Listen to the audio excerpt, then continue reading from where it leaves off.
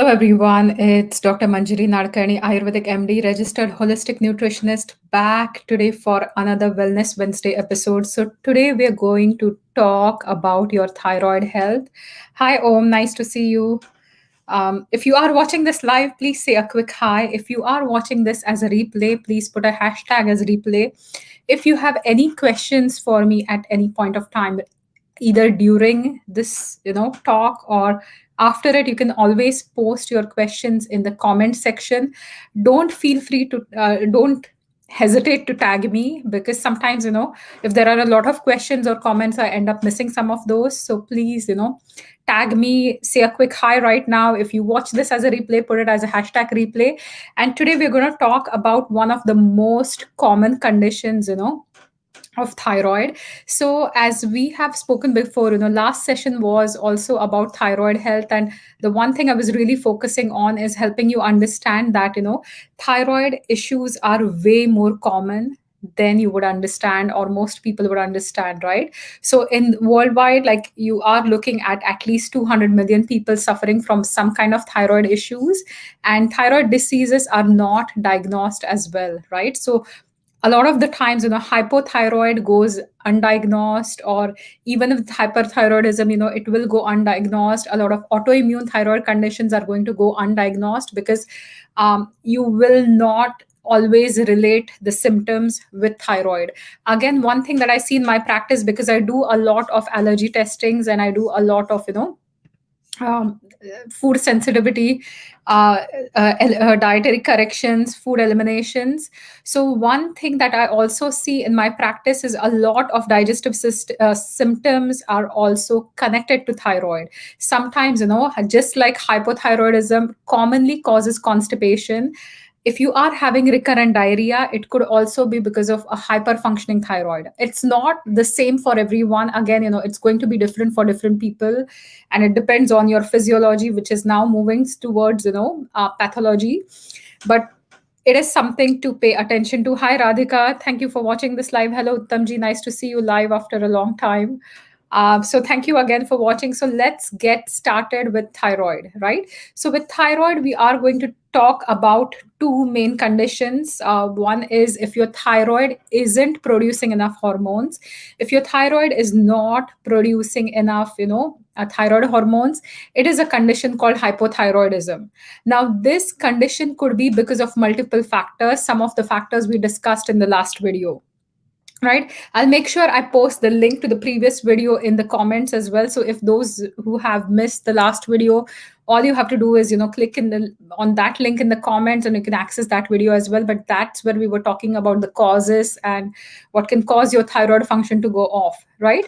So hypothyroidism is a condition where your thyroid is under functioning. It is way more common than hyperthyroidism, and it is also very common during menopause. Like, in my practice, I see a lot of women who are struggling with menopause, right? Or who are going through, when I say struggling with menopause, is because they're having symptoms like hot flashes, night sweats, really terrible mood swings, or really low mood, because menopause is not supposed to wreak havoc on you, right? So if you are struggling with menopause, something is off. Please get help. So if you are having issues with menopause, sometimes there's also a tendency for your thyroid to go off balance at that time, because your body is going through a lot of changes. And during menopause, we also see sometimes it's going to affect your adrenal glands, which are your which is your fight flight gland, or which is responsible for all the flight fight hormones. Or we experience an issue with the thyroid gland, which has receptors throughout the body, and it's going to control a lot of your mood, as well as dryness of the skin or lubrication of the skin, right? So some symptoms of hypothyroidism are also seen during menopause, and sometimes they're also mistaken as, oh, this is just menopause, that's why I'm struggling. So this is how thyroid cases are not identified as well, right? So hello Ushaji, nice to see you. So let's talk about some of the symptoms. So one thing is having coarse or brittle hair. If you start developing a lot of split ends or getting coarse dry hair, that is a symptom of hypothyroid. Right now we'll discuss the symptoms of hypothyroid, then we will move towards symptoms of hyperthyroid, right? Hypo is low function, Hyper is pronounced function, right? So coarse dry hair is one of the common things. Dry skin, sometimes people also start developing like really dry, scaly, flaky skin. That is also a sign of thyroid, low function. You could have depressive mood as well. Thyroid is one thing that also impacts your mood. So if you are feeling depressed, if you are feeling lack of motivation, right, that could also be linked to thyroid. Now, an enlargement of the gland, right? So if here is where the thyroid gland is situated, if you are swallowing and you can actually visibly see like a big enlarged gland, that also is a sign that your thyroid is not functioning well. Some people see nodules as well. If there's growth here, there could be nodules here. Or you could also have difficulty swallowing, right, or difficulty speaking, or sometimes your voice changes. That also could be connected to your thyroid. Now, fatigue is one of the most common conditions again associated with thyroid, right? So thyroid also works for your cellular metabolism as well as energy production. So if you are feeling sluggish, tired, lethargic, and the fatigue is like really really pronounced, right? Even if you start taking your B vitamins and you're like, oh, I still don't feel good, something's still off, that could be connected to thyroid, right? Forgetfulness, right? So forgetfulness, if you keep forgetting things and then blame it on your age, your age doesn't always make you forget things. If you are having the right nutrition, your mind should be active, your brain should be active. Something simple as getting good fat in your diet can help with your memory, right? Because your brain is mainly a fat. So forgetfulness, if you're experiencing, that could be a connection that you are having some thyroid issues.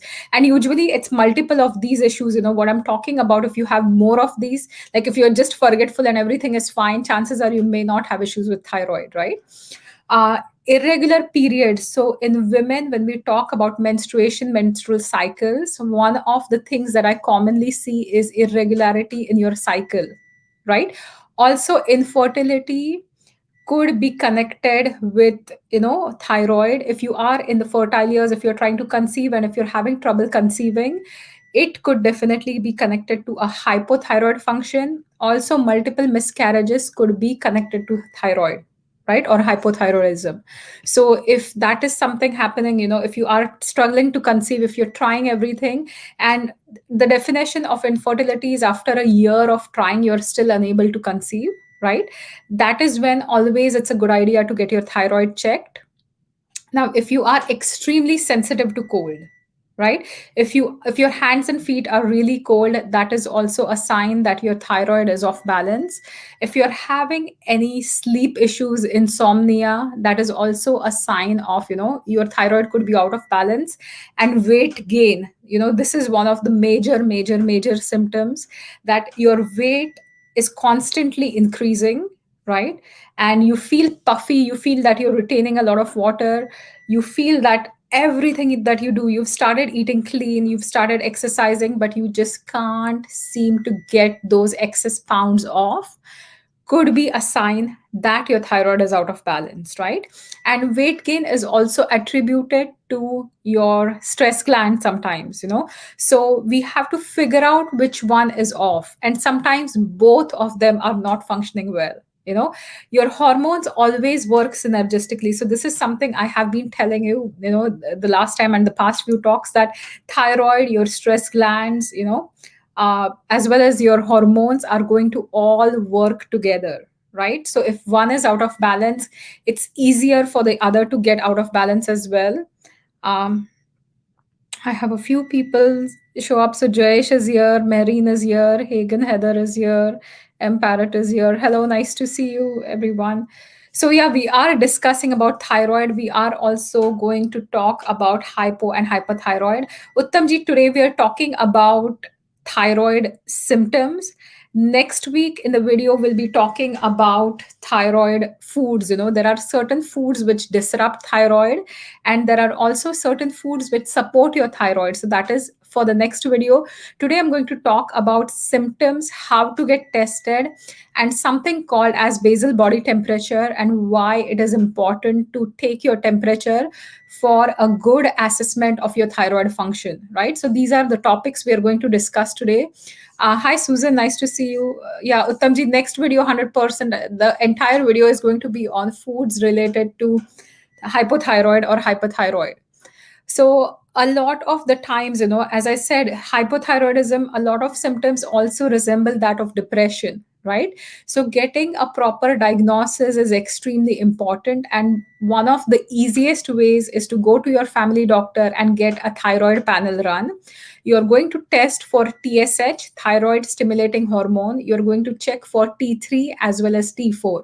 So this is the very basic testing that is done at in the lab with your doctor, right, for your thyroid function. And usually anything above, for TSH, there is a wide range, in the medical system. So zero point 0.5 to 4 is supposed to be like within normal limits. But as soon as a natural health practitioner, I see about 2.5, and I start seeing symptoms in your body, right? So clinically, if we see that, okay, you're having depression, you're having a lot of weight gain issues, you're trying everything, but your TSH is normal, but it's on the higher end, that is the time we think about, rebalancing your thyroid. Because even with that much number, like even with the normal limits, right, within normal limits but on the higher side, there are chances that your thyroid is not functioning well. So this is something to keep in mind. The other testing that I really like is called the basal body temperature test, right? So basal body temperature test was found by Dr. Broda Jones Barnes, sorry, Dr. Baroda Barnes, and I think it was done in the 1970s. And one of the things that he found was that, there is a hypothyroid epidemic going on. So there are, of all the patients that he would see, he would always find a lot of people as hypothyroids. And it is also very common with my practice. I often see people whose thyroid is not functioning well. They are constipated, or they have diarrhea, or they have different symptoms which can be attributed to thyroid, but they don't necessarily think about thyroid, right?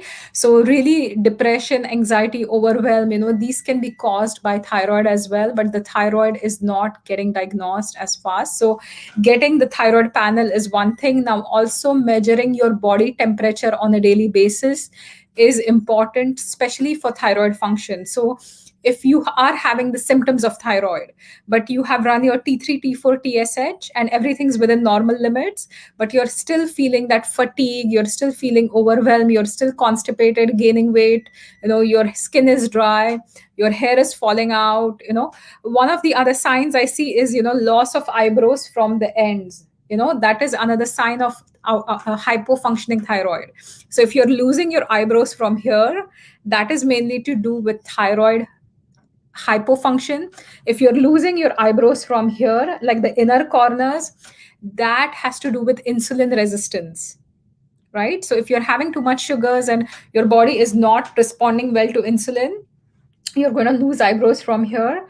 Otherwise, you end up losing eyebrows from here when it comes to thyroid. So if for women especially, this is one of the most common complaints that I get. And even today morning I had a consultation where the client was like, okay, I'm losing a lot of eyebrows from the corners, I don't know what's going on. And she had hoarseness of voice, her vocal cords were having a lot of issues as well. So the one suggestion was get your thyroid checked, right? Now, basal body temperature, what you have to do is you have to wake up every morning, put the thermometer either in your armpit or under your tongue, and you have to measure the temperature before getting out of bed, and then after 10 minutes of some light activity. You don't have to work out, but if you are having consistently a lower body temperature, right? So typically a normal body temperature is going to be 37 degrees Celsius, right? If you are having, a really low thyroid resting body temperature, so for women, like in the Fahrenheit, what Dr. Barnes found, that it should be between 97.8 to 98.2, right? If consistently you are having a low body temperature when you wake up, this is indicating towards a hypofunction of thyroid gland, right? So these are a few things I've discussed. Symptoms of hypothyroid, I've discussed a bit of testing, getting your T3, T4, TSH checked, as well as the basal body temperature. Take at least 5 consecutive readings. And if you are consistently having a lower body temperature, chances are your thyroid is out of balance. Now, coming to the any questions so far? Hi, Susan. Hi, Sylvia. Thank you for watching this live. Hello, Darshana. Nice to see you. So, these are all the signs of hypothyroid that I discussed. Now, we are going to discuss signs of overactive thyroid, right? So overactive thyroid creates an enlargement, and you could have the opposite symptoms of what we saw mainly in hypothyroidism. So now you're going to have more diarrhea. With hypothyroid you were constipated, but an overactive thyroid known as hyperthyroidism is going to cause you know a diarrhea. It's going to cause rapid heartbeat. It's going to cause sensitivity to heat. It's going to cause a lot of irritability, anger, irritation, like anger issues. And you're going to feel like extremely irritable, extremely edgy, right? You're also going to feel extremely nervous. You have that nervous shaky energy where you are not sure how to handle it, whereas on the hypothyroid you were feeling depressed and lethargic. Now you have like too much nervousness there. You're going to have unintentional weight loss as well. And disruptions are again very common. And there could also be muscle tremors or muscle weakness, right? So when it comes to a hyperthyroid function, and again your cycles being abnormal or having miscarriages is also going to be something that's connected to your thyroid. So Susan says that her body temperature is always below normal, like 96.3. So the one suggestion I would give you is, get your thyroid panel done. Maybe, talk to your doctor, get the T3, T4, TSH, and see if your TSH is, within the normal limits, or even within the normal limits, is it on the higher side? So that might be a better indicator, right, of thyroid issues. And then see, hormones are not very straight cut. You have to look at everything else as well. So when we talk about thyroid, stress is one of the biggest factors that can create issues with your thyroid. So we have to eliminate stress, and not just emotional stress but also physical stressors. Not eating for a long time or eating the wrong foods can be a stressor on the body. Not sleeping can be a stressor of the body. Over exercising, burning out yourself, wasting a lot of mental energy or spending mental energy on worrying could also have issues with could also lead to issues with your thyroid. And hormones are extremely sensitive to your emotions as well. So if you are having issues with like any emotional upsets, or if you're not feeling too great, or if you're having a lot of stressors in your relationships or work stress or something else going on, it is very easy for that to translate into hormonal imbalance, right? um, can you, Sylvia is asking a good question. Can you have a lower body temperature and no other symptoms, still have thyroid issues, and can menopause contribute? So, yes, that is definitely what we discussed in the beginning a little bit, that menopause is the time where your ovaries cease to produce female hormones like estrogen and progesterone that they were secreting, right? So, when the ovaries go off, your adrenals are going to come and try to help out, because somebody else is not doing their job. Now you have to come and help out, because you are in charge of the entire body. And once the adrenal goes out of balance, we've also seen that the thyroid is brought in, right? So definitely that is a possibility, that the low body temperature could be connected to thyroid issues.